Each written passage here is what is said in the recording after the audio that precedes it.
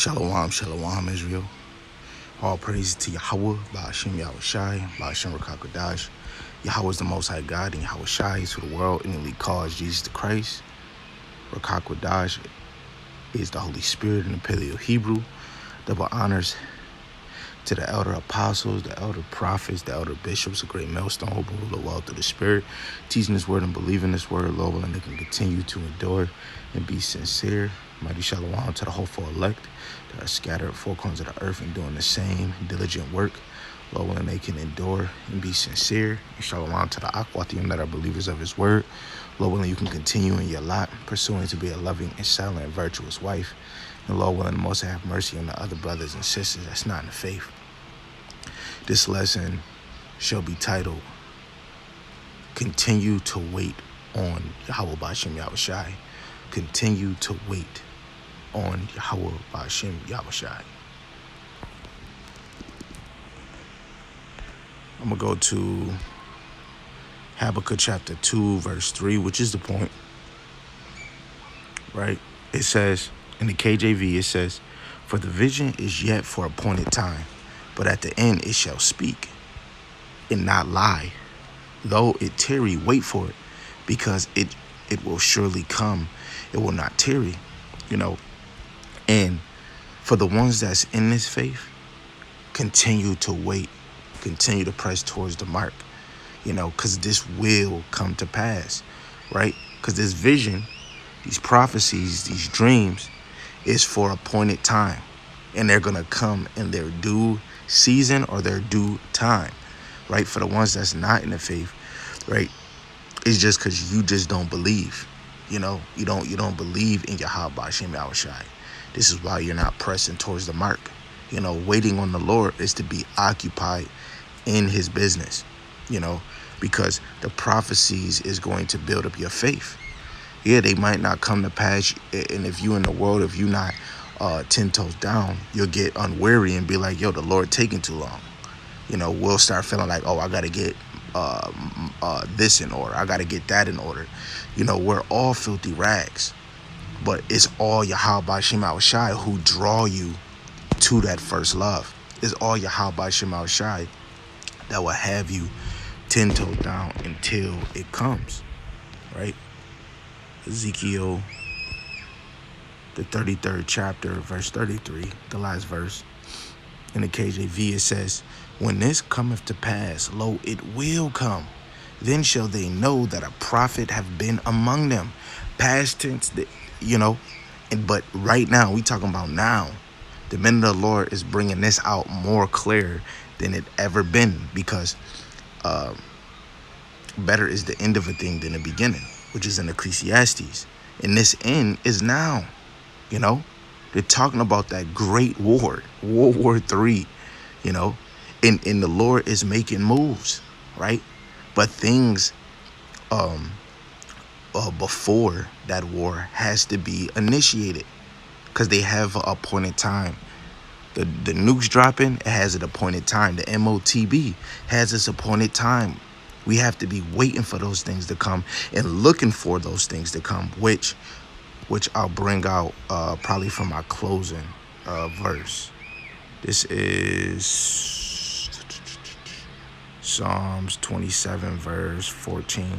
In the KJV, it says, wait on the Lord Yahawah, be of good courage, and he shall strengthen thy heart. Wait, I say, on the Lord Yahawah, right? He'll strengthen your mind, but you have to be courageous for Yahawah Bahasham Yahawashi. It's sometimes I think of not making it. It might get in the nuke, and it put a little fear in me, but that fear is towards Yahawah, because I didn't do anything to please him.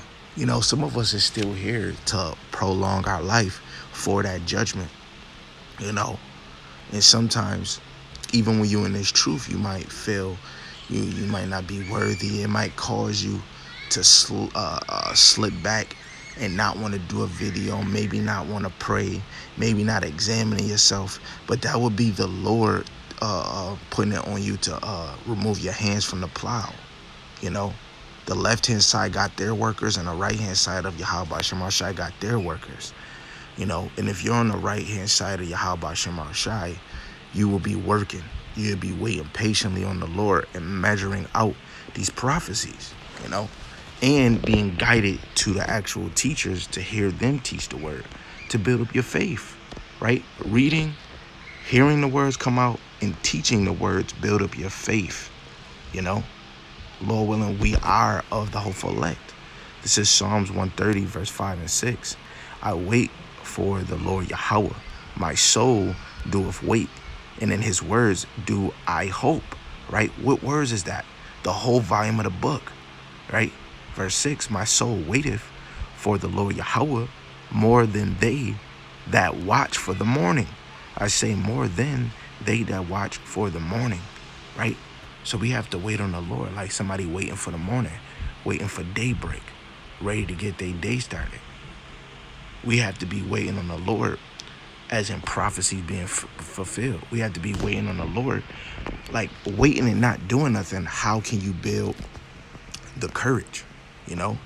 We have to build courage in this place, because it's going to be a great death when the Lord comes, right? This is 2nd Esdras chapter 2 and verse 9. It's Salaki, 2nd Esdras chapter 9 verse 1. He answered me then and said, measure thou the time diligently in itself, and when thou seest part of the signs pass, which I have told thee before, right? Because it was the Lord already been playing chess all the way going to Adam, Noah, Abraham, Isaac, Jacob, the 12, right? The Lord been always working through his teachers. Even when it came to Isaac and Rebekah having Esau and Jacob, she said, why am I thus, Lord? She went to go inquire a message from the Lord. So it was prophets, it was men of the Lord around that time, and the Lord already gave them a prophecy that elders shall serve the young, and one is going to be stronger than the other. We haven't got to that yet. Verse 2, then shalt thou understand, right? That reminds me of Wisdom of Solomon 3 and 9. Them that trust in the Lord shall understand the truth, right? Then shalt thou understand that is the very same time wherein the highest will begin to visit the world which he made. Isaiah 29 and 6, which you've been doing throughout the whole earth, right? But that's the Lord showing, then blood moons, death happening, that's the Lord showing his power, but he's coming soon, right? He's on his way. Verse 3, therefore, when there shall be seen earthquakes and upwards of the people in the world, which we've been seeing earthquakes on and on, we've been seeing upwards on and on, but has it been a huge scale, right? We had certain events, especially with the COVID, the Black Lives Matter. You had the bank situations, right? And it's still going on to this day, right? Verse 4, then shalt thou understand that the Most High spake of those things from the days that were before thee, even from the beginning. Well, how was he speaking these things? Let me just hurry up and go to Luke chapter 1 and verse 70, which is really the point, right?